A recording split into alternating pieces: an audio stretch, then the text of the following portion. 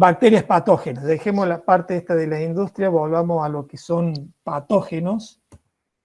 Y los problemas que, bueno, estas no tienen que estar, digamos, tienen que estar ausentes. No es que en baja cantidad, no. Directamente tienen que estar ausentes en los productos alimenticios. Por ejemplo, Staphylococcus aureus. Esta genera intoxicación alimentaria, se da por una excesiva manipulación y tiene una toxina que no la desnaturaliza la cocción común. O sea que, ojo, que cuando porta el alimento la toxina, solo el hecho de cocinarlo un poco no significa que la hayan eliminado. La salmonela, muy conocida, muy famosa, bueno, también es producto de infecciones alimentarias, son alimentos, bueno, son generalmente por contaminación de tipo fecal que se da en los alimentos. Los alimentos contaminados más comunes son la carne cruda, por ejemplo, el tema de pollos tiene muchos casos de salmonela, los huevos, por ejemplo, sean mal cocidos o el manipuleo de los huevos puede generar contaminaciones. La leche sin pasteurizar. Bueno, estas mueren obviamente con la cocción, hay que tener condiciones mínimas para que mueran, tienen una cierta resistencia al calentamiento, pero se las puede eliminar. Lo que sí, bueno, las toxinas muchas veces no se eliminan. Otras que generan toxinas, bueno, tenemos los Clostridium, la Shigella, los Campylobacter.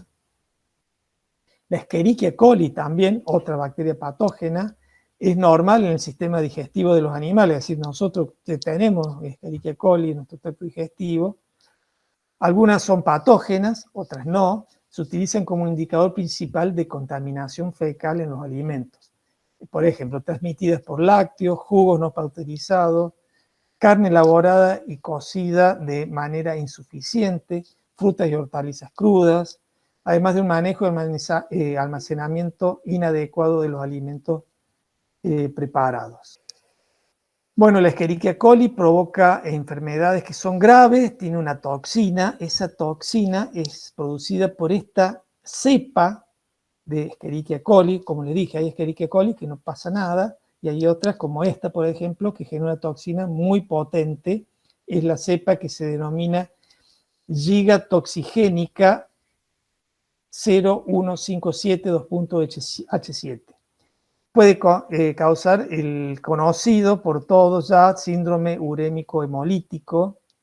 Las toxinas se denominan de acuerdo a esta cepa, tiene el mismo nombre, que es Giga.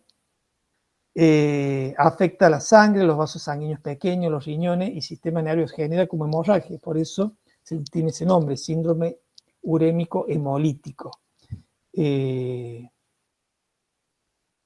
Bueno, los principales afectados por esta enfermedad transmitida por esta ETA son niños que van desde recién nacido hasta los 5 años y tiene una mortalidad entre el 2 y el 4%. Por ejemplo, acá hay una nota, advierten por aumento de casos de síndrome urémico hemolítico en niños. Bueno, en el hospital Castro Rendón va toda la nota. Es muy común, yo me acuerdo de un caso que le hicieron juicio a McDonald's, que al final terminó pagando, que lo acusaban de que la hamburguesa es muy común en la carne molida, por el hecho de, bueno, ya se lo había comentado creo que el doctor Olmedo en una clase, cuando muelen la carne, lo que está contaminado superficialmente lo mezclan en la carne. Y después si la cocinan vuelta y vuelta, en el núcleo central de la hamburguesa queda crudo, jugosa, y puede llevar esta Escherichia coli generando este tipo de enfermedad. Los adultos somos resistentes ya a esta Escherichia coli, es muy raro que se dé una enfermedad de esta Escherichia coli en un adulto. Y bueno, obviamente cuando uno va, lo denuncian a McDonald's, le toman las hamburguesas y le hacen hisopado a un montón de hamburguesas, probablemente encuentren Escherichia coli. Y bueno, obviamente tenía las de perder en ese caso. Pero bueno, McDonald's dentro de todo son cadenas multinacionales que tienen mucho cuidado, tienen todas estas normativas que yo les mencioné al principio, ellos las tienen, las aplican y controlan mucho para no generar problemas de inocuidad. A diferencia de cualquier otra hamburguesería que simplemente la abrió alguien que no tiene conocimiento, que no se hizo asesorar, pero que hace hamburguesas muy ricas y muchas veces al no tener estos cuidados puede darse la contaminación de una hamburguesa o algún producto que venden y genera algunos problemas de enfermedades. El Clostridium, otra de las bacterias patógenas, produce una neurotoxina muy potente, el NTBO, que es capaz de causar una enfermedad que se llama botulismo. Sobrevive en los alimentos con la ausencia de oxígeno, es una bacteria anaeróbica.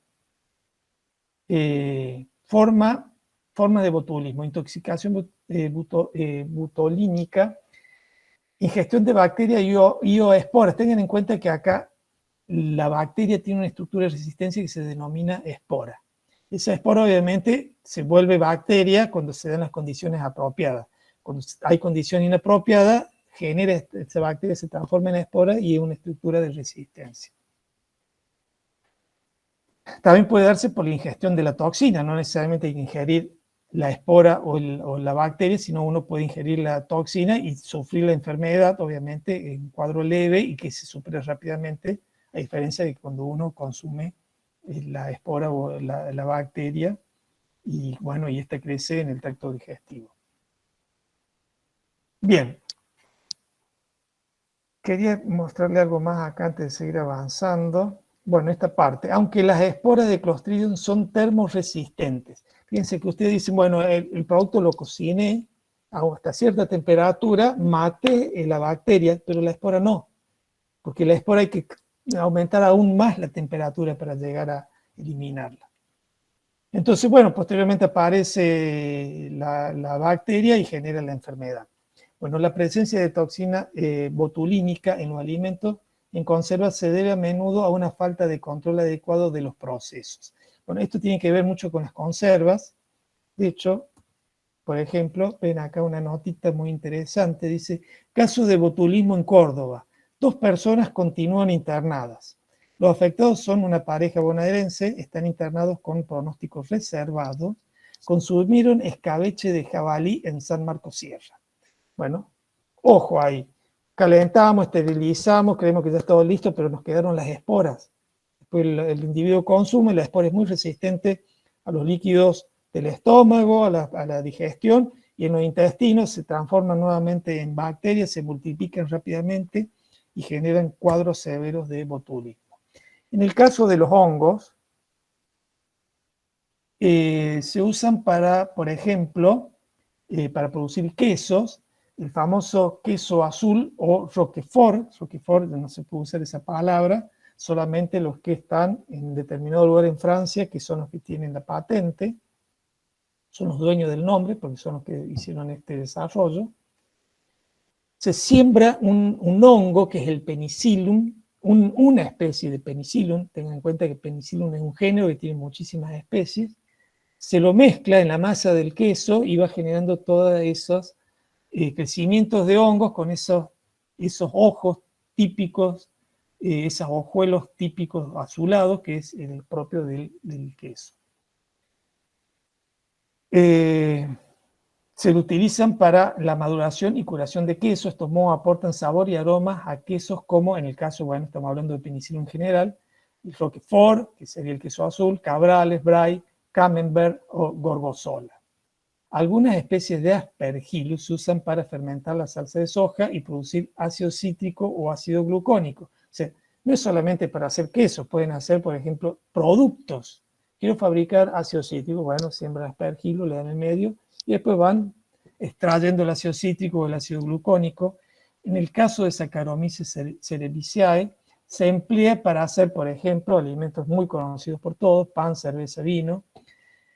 Producción de enzimas, hay muchos microorganismos, fabrican enzimas, se generan reactores con esa enzima y se las utiliza para producir determinados compuestos. También pueden generar reactores con microorganismos para hacer determinados compuestos químicos o productos aromáticos, para producir antibióticos. Bueno, esto ya no sería en la rama de alimentos, pero con estos reactores con microorganismos pueden fabricar, digamos, antibióticos. Es decir, bacterias que producen, digamos, o microorganismos, perdón, en este caso los hongos, que producen determinados compuestos que tienen acción, digamos, bactericida.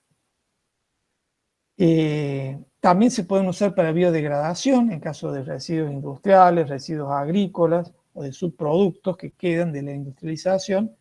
Quieren acelerar los procesos degradativos.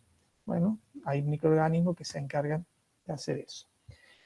Y también hay que tener en cuenta que pueden tener toxinas muy, muy potentes. Tenemos desde micotoxinas o aflatoxinas, por ejemplo el maíz que tiene fumicina, o el maní o muchos otros granos, nueces en general que tienen aflatoxinas generadas por Aspergillus. Esas toxinas obviamente en niveles muy altos generan malestar en la persona, en niveles muy bajos están permitidos por los códigos alimentarios. Por ejemplo, en Argentina se tolera aflatoxina hasta 20 ppb, pero cuando hay un uso continuo, consumo de un alimento que siempre va con niveles bajos de toxinas, de micotoxinas, a lo largo puede generar un cáncer de hígado. Por ejemplo, acá hay una nota que dice: falleció el turista que había ingerido el hongo de la muerte en Córdoba. Bueno, ¿qué pasa? Este es el hongo que a veces crece abajo de los pinos. Claro, hay una especie de hongo que crece abajo de los pinos que es comestible. Y hay otro que es muy parecido al cuerpo de fructificación del hongo, que es la Amalita phalloides. Ese hongo es extremadamente tóxico, tiene una toxina muy potente que en muy bajos contenidos causa la muerte de las personas, y es muy común confundirlo. Entonces, aquellos que no conocen de hongos como yo, si voy y veo un pino que tiene estos hermosos hongos abajo, jamás se me va a ocurrir cortarlo y cocinarlo, porque no voy a saber si es el comestible o el venenoso. De hecho, yo tengo un amigo que casi mató a toda la familia por hacer una salsita de hongos que había sacado de abajo de los pinos. Bueno, dentro de los hongos son responsables de la aparición, vayamos a la parte del hongo en los procesos de deterioro de los alimentos. Aparecen manchas coloreadas, olores y sabores indeseables, así como cambian la textura. Las levaduras también afectan la calidad del alimento mediante la producción de fructificaciones, sabores indeseables, se quedan coloraciones, sabores indeseables también afectan la textura, puede ser una textura desagradable. Bueno, algunos corresponden al género Aspergillus, otros al género Penicillium, en el caso de los hongos. Son considerados agentes contaminantes y productores de micotoxina, es lo que yo les comentaba hace un rato.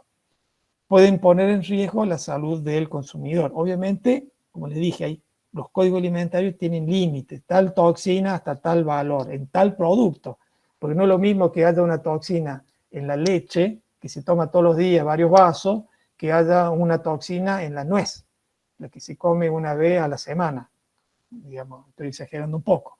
Entonces, bueno, por ahí en la nuez le podemos dar un poquito más de tolerancia que si estuviera presente en la leche. Son muy comunes la degradación, estamos hablando de los hongos en general, hongos y levaduras, en la degradación de quesos, panificados, frutas, verduras frescas. ¿Ven cómo crecen los hongos? Van a la verdulería, el verdulero, sin que se den cuenta, le enchufó en el kilo de naranja una que estaba en este estado. Por ejemplo, es lo que me pasa a mí cada vez que voy a la verdulería. El queso, por ejemplo. Bueno, obviamente ustedes van al supermercado, eligen el pedazo de queso, van a ver uno que no tenga. Lo que pueden ver en el queso que aparecen algunas colonias, son las primeras en aparecer. Si ya lo ven en el supermercado, no lo lleven, porque ya saben que está muy avanzado en la infección del hongo. Bueno, en el pan también. El pan, obviamente, te dicen, pero si el pan lo cociné, maté todo. Bueno, pero después se infecta, superficialmente se infecta. Y como tiene una cierta actividad agua, entonces, bueno, en ese pan que todavía es fresco, que tiene cierta actividad agua, si fuera un pan duro, seco, bueno, probablemente no crezca nada. Pero en ese, como tiene una cierta actividad agua, y el hongo, el moho, recuerden que los mohos a 0,6 de actividad agua hay muchos que crecen, van creciendo ahí y se pone en mal estado.